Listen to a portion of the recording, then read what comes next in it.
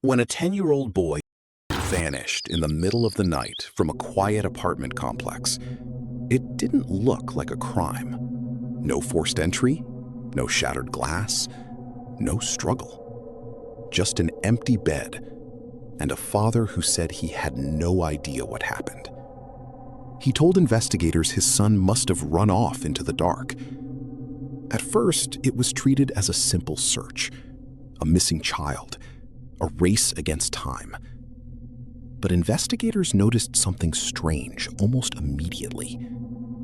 The one person who should have been out looking the hardest wasn't looking at all.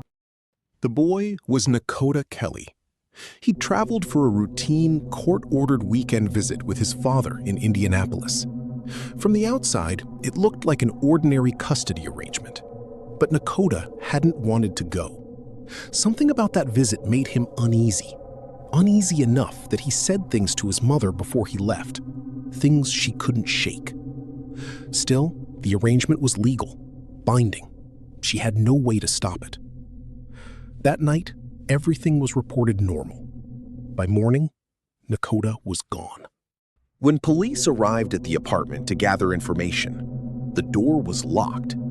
The father wasn't there. He wasn't out searching the neighborhood. He wasn't calling shelters or handing out flyers.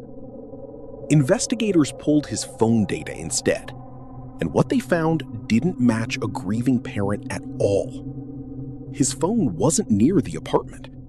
It was moving, fast, down the interstate, hours away, and getting farther with every ping. Why would a father run away from the scene of his son's disappearance? The timeline that was supposed to explain everything was starting to make no sense at all. Then 2 calls came in, a relative and a friend. Both said the same unsettling thing. The father hadn't been searching for Nakota. He'd been calling them. And what he told them exposed a motive that had nothing to do with a missing child and everything to do with a war that had been building for months. A bitter fight over custody, over money, over control. Investigators pieced together a message sent right before his phone went dark. Short, cryptic, the kind of line that reads different every time you hear it. The runaway story collapsed completely. A multi-state search ended when troopers intercepted the father's car on a highway hundreds of miles away. They surrounded the vehicle, pulled him out. The passenger seat was empty. Back at the apartment, forensic teams found what the runaway theory could never explain. Evidence in the bathroom that told an entirely different story. Nakota hadn't walked out into the night.